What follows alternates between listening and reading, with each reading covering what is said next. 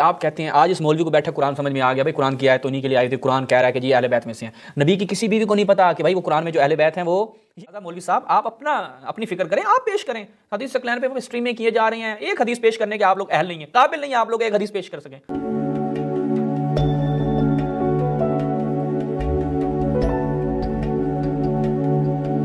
بسم اللہ الرحمن الرحیم۔ ناظرین چلتے ہیں آیت تطہیر کے حوالے سے، اگرچہ ہم مفصل کلام کر چکے ہیں لیکن پھر بھی ظاہری بات ہے نواسب کی عقل تو ہوتی ہے گھٹنے میں، ان کو کہاں اتنی عقل ہے، کہاں اتنی سمجھ ہے، اور یہ اپنے ایک جو ہے وہ اپنی جہالت کی بنا پر مختلف استدلالات رکھتے ہیں، اور ظاہری بات ہے یہ ایک عرصہ دراز سے سلسلہ چلتا آیا ہے، اب بھی چل رہا ہے، جاری و ساری ہے۔ چلتے ہیں ایک مولوی جو ہے وہ کیا کر رہا ہے، کوشش کر رہا ہے کچھ اپنی جہالت کا رائتہ پھیلانے کی، اب دیکھتے ہیں وہ کیا بیان کرتا ہے، پھر اس کا جواب عرض کرتے ہیں۔ جی اپنے کہ اہل بیت کون ہے اور اہل بیت کون نہیں ہے، کیونکہ چادر کے نیچے جب نبی نے جمع کیا نا تو حضرت ام سلمہ بھی آنا چاہ رہی تھی، نبی نے کون کھینچ کے فرمایا انت علی الخیر، تم خیر پر ہو، اہل بیت میں نہیں ہو۔ سامعین آپ ذرا دوبارہ توجہ کیجئے گا کہ ان صاحب نے کیا الفاظ استعمال فرمائے ہیں حدیث کے متعلق، نبی علیہ الصلوۃ والسلام کے متعلق۔ آپ ذرا دوبارہ اس کو سن لیجئے۔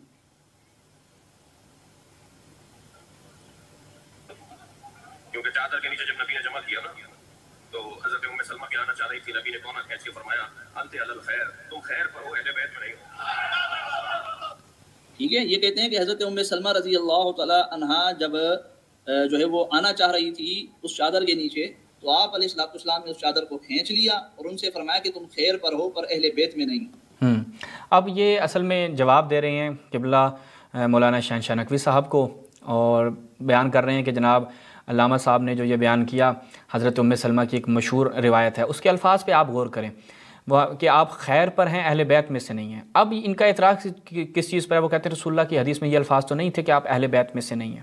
ٹھیک ہے، آپ دیکھیے گا یہ اس کا جواب جب دے رہے ہیں تو یہ خود ایک ایسی خیانت کریں گے، علامہ کا جو ہے وہ مفہوم تو پھر بھی آرام سے نکلتا ہے اس روایت سے، اور روایت ہم آپ کے سامنے رکھیں گے، لیکن اس ناسبی مولوی کا مفہوم ذرا برابر بھی نکلتا ہے، اور خود کس قدر ڈنڈی مارتا ہے۔ ظاہری بات ہے نا، جھوٹے بندے کا حافظہ کہاں کام کرتا ہے، اور پھر ظاہری بات ہے ناسبیوں کی آپ کو جیسا کہ عرض کیا کہ جہالت کے خوب اندھیرے میں یہ لوگ ڈوبے ہوئے ہیں۔ سنیں جی،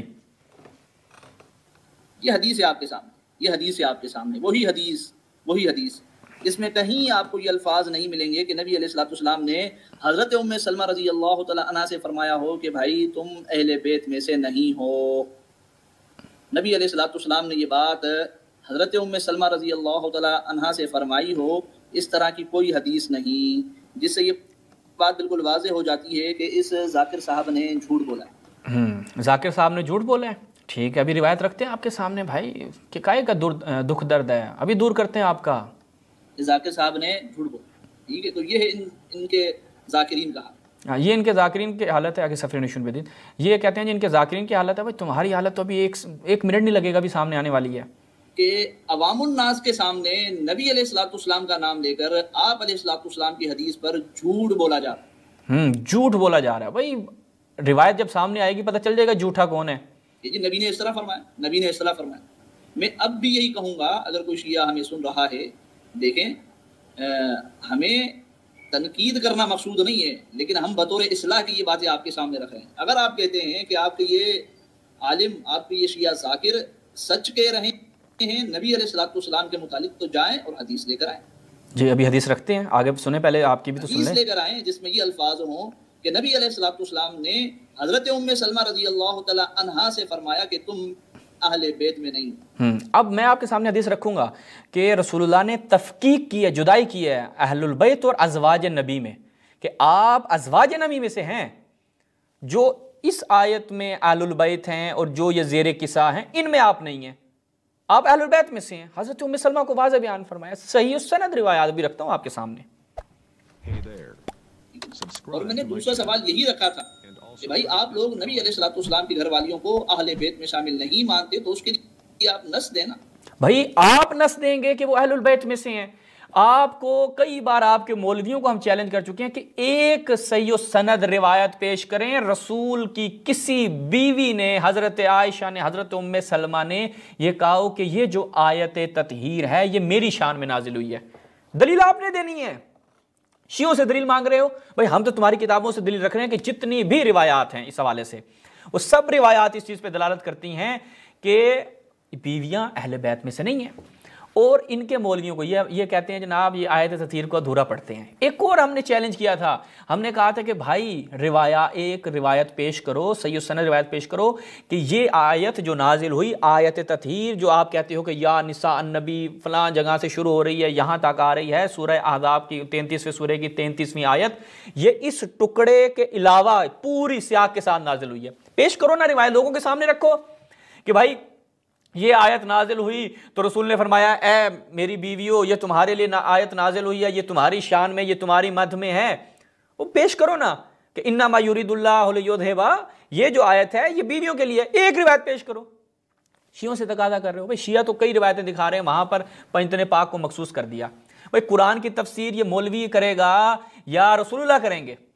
لتبین للناس کس نے کرنا ہے؟ رسول اللہ نے کرنا ہے. رسول اللہ مبین قرآن ہے. اگر ایک آیت نازل ہوتی ہے تو اس کا شان نزول دیکھنا ہے, دیکھنا ہے کہ اس کے حوالے سے رسول اللہ نے کیا بیان فرمایا ہے. تو لہٰذا مولوی صاحب آپ اپنی فکر کریں, آپ پیش کریں. حدیث ثقلین پہ اسٹریمیں کیے جا رہی ہیں, ایک حدیث پیش کرنے کے آپ لوگ اہل نہیں ہیں, قابل نہیں ہیں آپ لوگ ایک حدیث پیش کر سکیں. آگے سنیں. اس کے لیے آپ قرآن کی یا تو اس طرح کی آیت ہے جس میں یہ بات ہو, یا تو نبی علیہ السلام کا یہ فرمان دے نا آپ. لیکن آپ کے اس شیعہ ذاکر میں اس حدیث کے متعلق جڑ ہو, اس حدیث کے متعلق جڑ ہو. ٹھیک ہے, تو ہم دیکھ لیتے ہیں ہمارے ساتھ اور دیگر اگر ساتھی آنا چاہتے ہیں تو اس پہ ہم مزید بات کریں گے. یہ سید احمد صاحب ہیں, تو جب تک ساتھی آئیں یہ سمجھ میں نہیں جواب آپ کے پاس ہوں تو آپ اسی میں ہم اکتفا کرتے ہیں. انہوں نے بڑی لمبی چوڑی گفتگو کی ہے لیکن کوئی زیادہ اہم نہیں ہے, بس ہم ان کے اعتراض کا جواب دیتے ہیں جو انہوں نے کہا کہ جناب آپ پیش کریں کہ اس طرح کی کوئی روایت ہو. ٹھیک ہے, تو ہم آپ کی خدمت میں پیش کرتے ہیں. جیسا کہ ہم نے کہا کہ بھائی یہ جو آیت نازل ہوتی ہے تو یہ آپ کی ذمہ داری ہے کہ آپ پیش کریں کہ یہ آیت بیویوں میں سے کسی کے لیے آئی ہے, یہ آپ کی ذمہ داری ہے. بھائی شیعہ کی ذمہ داری تھوڑی ہے کہ شیعہ پیش کرے گا, کہ وہ شیعہ آ کے بتائے جناب کہ میں آپ کی خدمت میں رکھتا ہوں. روایات رکھتے ہیں تاکہ پتہ چلے کہ بھائی بات کہاں پہ ہے. یہ ملاحظہ فرمائیں, حضرت ام سلمہ جو ہیں وہ آرزو کرتی ہیں کہ کاش میں اس اہل بیت کا جز ہوتی. ٹھیک ہے, یہ ملاحظہ فرمائیں. شرح مشکل الآثار امام طحاوی شعیب ارنوت کی تحقیق کے ساتھ کیا کہتے ہیں؟ کہتے ہیں کہ جی حضرت یہ آیت جب نازل ہوئی تو رسول اللہ صلی اللہ علیہ وسلم نے امام علی علیہ السلام کو, حضرت فاطمہ, امام حسن حسین کو لیا اور کہا کہ یہ میری اہل بیت ہیں. تو فقلت یا رسول اللہ انا من اہل البیت, کیا میں اہل بیت میں سے ہوں؟ اب سوال آپ سے یہ ہے, بھائی آپ کہتے ہیں آج اس مولوی کو بیٹھا قرآن سمجھ میں آ گیا, بھائی قرآن کی آیت تو انہی کے لیے آئی تھی, قرآن کہہ رہا ہے کہ جی اہل بیت میں سے ہیں. نبی کی کسی بیوی کو نہیں پتا کہ بھائی وہ قرآن میں جو اہل بیت ہیں وہ یہ ہیں, اس آیت میں جو اہل بیت مراد ہیں یہ ہیں. نبی کی حضرت عائشہ کو بھی نہیں پتا, حضرت ام سلمہ کو بھی نہیں پتا, ان مولویوں کو پتا ہے کہ بھائی وہ آپ تو اہل بیت میں سے ہیں. اچھا, کہا انا من اہل البیت, قال ان لک عند اللہ خیرا, آپ اللہ کے نزدیک خیر پہ ہیں. فوددت انہ قال نعم, وہ کہتی میں چاہ رہی تھی کہ رسول اللہ فرماتے ہیں ہاں, اور یہ میرے لیے نہایت محبوب تھا. اچھا, یہ ایک روایت ہم نے تائید کے طور پہ پیش کی. اس کے بعد یہ ملاحظہ فرمائیں, جو کہہ رہا تھا نا دکھائیں, ٹھیک ہے, اس روایت کی سند میں جو ابھی پیش کی کیلو کال ہو سکتا ہے, اس لیے کہا کہ تائید کے طور پر کس کی روایت کی تائید کے لیے؟ یہ والی روایت کی تائید کے لیے. کتاب الاربعین کس کی ہے جناب؟ ابن عساکر کی. اس میں جب ہم جاتے ہیں تو یہاں پر ان ابی سعید الخدری ان ام سلمہ, توجہ کیجئے گا مولوی صاحب, آپ کو روایت دیکھنے کا بڑا شوق تھا. اب دیکھیں کیا ہے جی, نزلت هذه الآیہ فی بیتی, یہ آیت میرے گھر میں نازل ہوئی. کون سی؟ میرے اہل سنت بھائیوں سے میرا ایک عرصے سے سوال ہے, کون سی آیت؟ یا نساء النبی سورہ احزاب کی آیت نمبر 33 کہاں سے شروع ہو رہی ہے؟ آپ کہتے ہیں بھائی وہاں سے شروع ہو رہی ہے, رسول کی بیویوں کو خطاب ہو رہا ہے. ٹھیک ہے, کہ کرنا فی بیوتکن, بھائی کننا تننا کننا پننا سب یہ آ رہا ہے, بی نبی کی بیویاں ساری. بھائی یہ جو آیت نازل ہوئی ہے حضرت ام سلمہ, کہتے ہیں جی شیعہ آیت کاٹ دیتے ہیں, پوری نہیں پڑھتے. وہ حضرت ام سلمہ نے کاٹ دی, اللہ تعالیٰ نے اس یہ ٹکڑا نازل کیا ہے. بھائی جو آپ لوگوں نے بگاڑنا ہے ان کا بگاڑیں, شیعوں کے اوپر کیوں چڑھائی کرتے ہیں؟ نزلت هذه الآية في بيتي، یہ آیت میرے گھر میں نازل ہوئی، انما یرید اللہ لیذھب عنکم الرجس اہل البیت ویطہرکم تطہیرا۔ کہاں ہے بھائی بیویاں والا، کہاں ہے پیچھے، آگے پیچھے والی آیت نہیں ہے۔ قلت، میں نے فرمایا، یعنی حضرت ام سلمہ فرماتی ہیں میں نے کہا یا رسول اللہ الست من اہل البیت، کیا میں اہل بیت میں سے نہیں ہوں؟ اب بھائی آپ کہتے ہیں بھائی اہل بیت میں سے تھیں تو رسول اللہ بیان فرما دیتے ہاں ہاں تم اہل بیت میں سے ہو، لیکن یہ والے چلیں ان کو بھی میں شامل کر رہا ہوں۔ نہیں، اس طرح کوئی کلام رسول اللہ نے نہیں کیا، نہایت واضح، کوئی متشابہ نہیں ہے، محکم جو ہے وہ بیان کیا کہ انکی الی خیر، آپ خیر پر ہیں، انکی من ازواج رسول اللہ، آپ ازواج رسول میں سے ہیں۔ سوال دیکھیں، الست من اہل البیت، رسول نے کیا فرمایا؟ انکی من ازواج، بھائی آپ پوچھے کیا میں اہل بیت میں سے نہیں ہوں؟ آپ بیویوں میں سے ہیں، کیا مطلب ہے؟ کوئی عقل مند بندہ اس کا ترجمہ مجھے بتا دے۔ کچھ ایک خاتون پوچھتی ہے کہ کیا میں ان اہل بیت میں سے نہیں ہوں؟ رسول نے فرمایا آپ بیویوں میں سے ہیں، آپ خیر پہ ہیں، یعنی کہ یہ جو ان کو شرف حاصل ہو رہا ہے، ٹھیک ہے، اس سے یہ آپ نہ سوچیں کہ آپ الیاذ باللہ خیر پر نہیں ہیں، آپ خیر پر ہیں، ٹھیک ہے اپنی جگہ پہ۔ انک من ازواج رسول اللہ، ازواج اور اہل بیت کی تفکیک کس نے کی ہے، جدائی کس نے کی ہے؟ رسول اللہ نے۔